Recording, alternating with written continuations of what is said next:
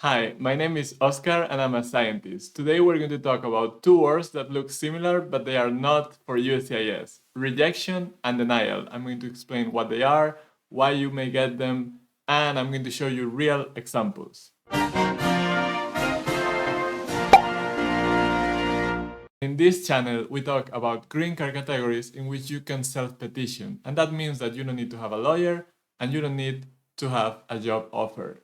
So let's jump into today's topic. Rejection versus denial. They look similar. Maybe in our daily lives we use them interchangeably, but they are actually different when it comes to immigration and USCIS. Rejection, it means not great news, but it will be a waste of time for you. So it's a meh. Not good, not bad. Denial, however, is bad news. Your case has been resolved negatively. And we're going to dive deeper into these two definitions, okay? So let's start with rejection. Rejection means that USCIS did not review your case, did not reach a decision. Instead, they are returning your application to you so you correct some major deficiencies that prevent them from reviewing your case. So the good here, this is not a no. A rejection doesn't mean denial. It's just correct something so we, USCIS, can do our job. The second part of the good is this is not a waste of money because USCIS will not cash out your money. They will not take your money from the fees. They will either return the check to you if you paid by check or money order, or they will destroy the form related to credit card authorization. All right, so you will not lose that money. The bad, it is a waste of time. Okay, this is not horrible, it's bad, but not horrible. But you will waste all that time since you submitted your application to USCIS, it traveled there, they opened the package, they saw that major deficiency, and then they return it to you. Okay, all that time, typically it's days, but I would say weeks. Okay, and of course you will have to correct what you have done wrong, and then you can resubmit it to USCIS. So like I said, yeah, you will get the application back and you can fix it and send it back to them. So what are those common reasons why you may get a rejection? Number one is not signing a form. I think I have said this a lot of times. If you do not sign one of the forms, for example, form I-140, you forget to just draw your name there at the end, you will get a rejection. They will take the whole package, everything, send it back to you. They will not cash out the money, but you will lose a lot of time. Another one, not using the correct version of a form. If you pay attention to the website where you can get the official form, and that's USCIS, you will see that they will always have the updated version in that website. For example, uscis.gov/I-140. You go there just before you file your petition and you will always get the most updated form. If you instead download a form and a few months later decide that it is time to file your petition and you file it with that form and that form has expired when USCIS opens your package, they will see the expiration date of the form, they will see it's not the updated version, and they will reject your case. What else? Sending the wrong amount for a fee. Every time you send your petition, there is an associated fee. For example, nowadays for an I-140 petition, you have to pay $700 to USCIS if you do regular processing. If you send the wrong amount, imagine you send $650 instead of $700, then USCIS will reject your whole case. It is the same if you send more money. So the example is the same if instead of $650, you send $750. You are sending a check for the wrong amount. They will identify that and send it back to you. Any other reason why the payment is not valid? For example, let's say that you submit a credit card authorization, so you are willing to pay by card, not cash. You cannot pay by cash, not check. So you send the form for credit card payment and you write the wrong numbers, they try to charge you and they see that the transaction fails. Then that's a rejection. The same thing happens if you're paying by credit card and for some reason your bank rejects that transaction. Even if you filled out everything correctly, the bank, your financial institution, sees that attempt to charge you and then they reject it because of whatever reason, maybe security. You will get a rejection from USCIS. That's why I typically recommend to pay using a check or a money order. Recently, USCIS has also rejected some cases when somebody used a check from a family member or a friend.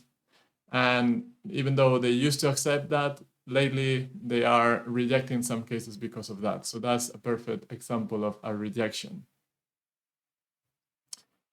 And finally, if you improperly filed your case, and that may be due to a lot of reasons, and I'm putting a lot of things inside here.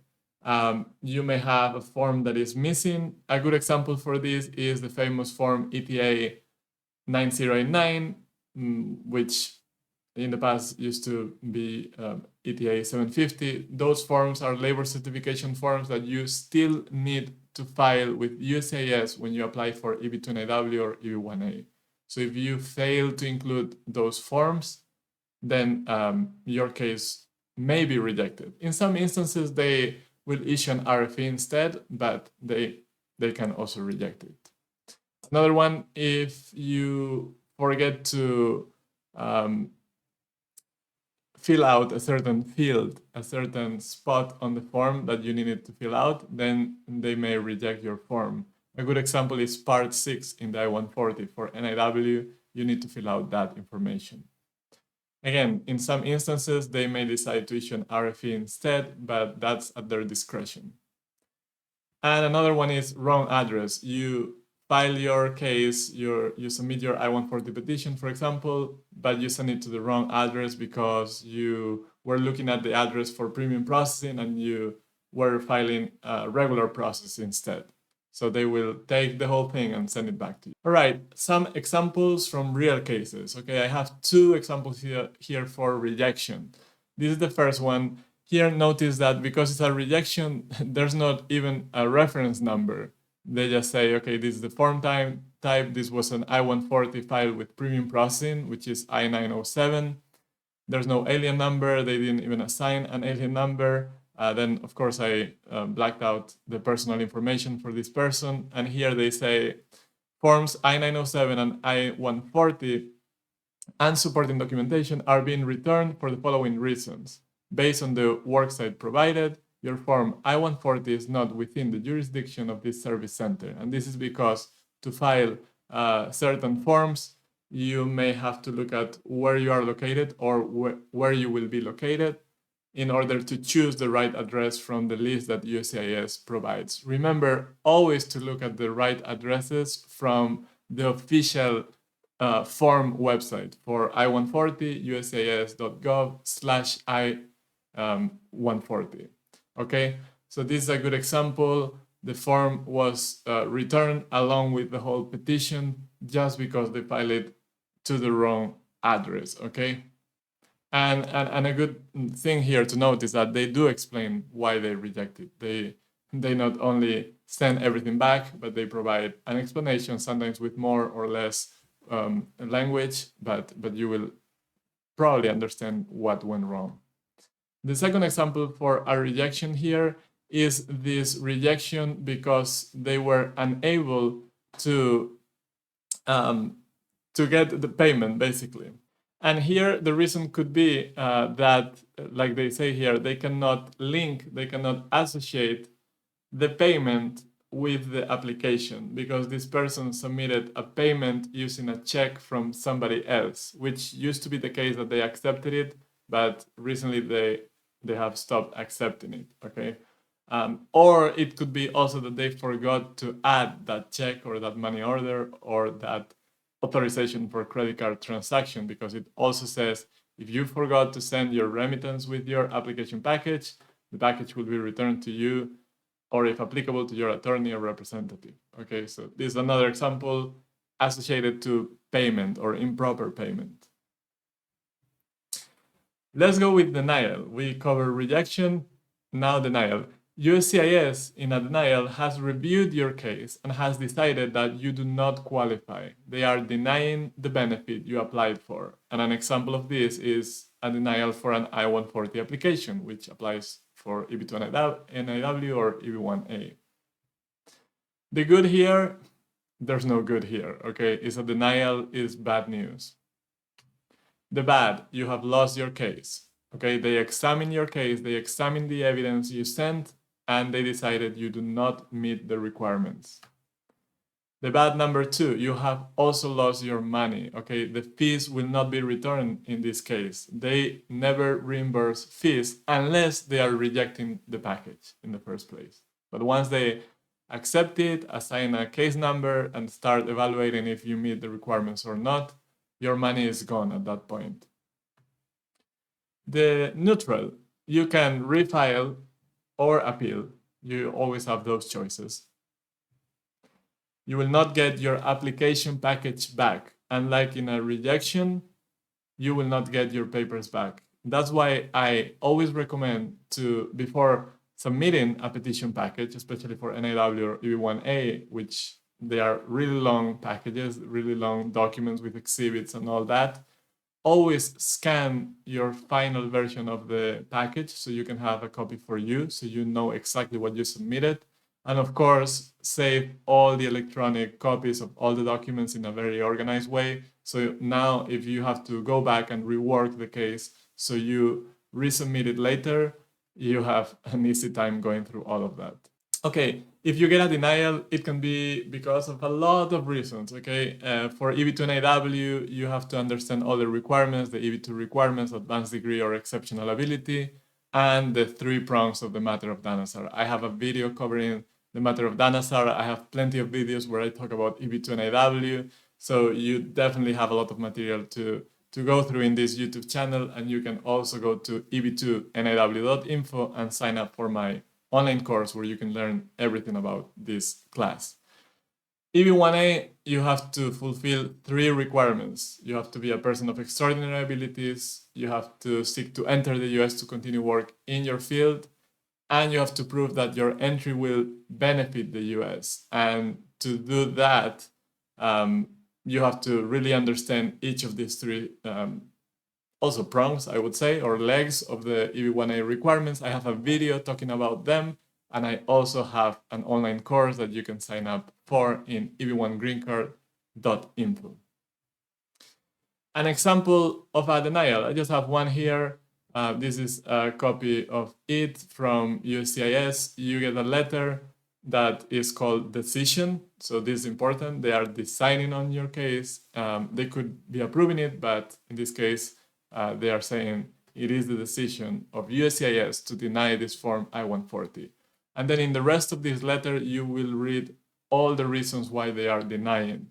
For example, if this is an NIW, they may say, you do not meet prong number 1, your endeavor is not of national importance. Okay, that could be a good example. And then they will explain a little bit more. They will give you a few paragraphs of the specific reasons, and they will talk about the evidence you submitted and why that evidence does not substantiate those requirements that they need to see in order for granting that approval, okay?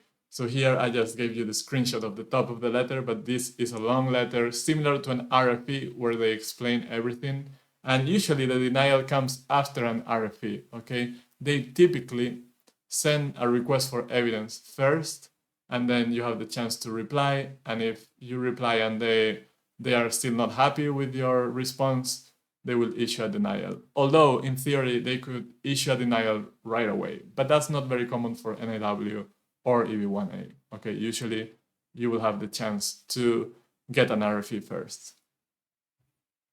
All right, like I said earlier, if you are interested in these 2 categories, I have those 2 websites, eb1greencard.info, eb2niw.info, and today I bring some news about the courses that I have on those websites. And that is that the curriculum for both of the courses. Here I'm showing the EB2 NIW course, but both of them received the two new modules that I was talking about in a previous video. Adjustment of status and consular processing were added to this course. Okay, so we have those two new modules, and here you can see a little bit of what is the content inside them. Adjustment of status, we talk about structure of the adjustment of status petition, how to fill out the forms, how to organize each of the pieces of evidence, and we'll talk about when you can file, when you have to wait for filing, and we'll go over the interview with the USCIS officer and what you can expect and how you should behave in front of that officer. And then for consular processing, similar content. We're going to talk about what is consular processing, what you have to do in anything related to the National Visa Center or NVC before the interview, during the interview at the consulate or embassy, and then what happens after that interview. These are lessons in video, okay? Those are exclusive, original video lectures where I go through all the fine details of these two processes. So those have been added to a lot of modules talking about the I-140 petition, where I tell you what are the requirements for each of the green card categories, how to meet those requirements, how to craft each of the important documents, cover letter, professional plan, recommendation letter. So you name it. Everything that you need is covered on this course, both for EB2 NIW and EB1A. But don't worry, I will continue making free videos here on YouTube, touching on different aspects. But if you are serious about this, I do recommend that you go to my websites, check out those courses, because if you are a do-it-yourself petitioner and you are committed to craft your petition, there's no better resource out there for that purpose, okay? Anyway, thank you, and I'll see you in the next video.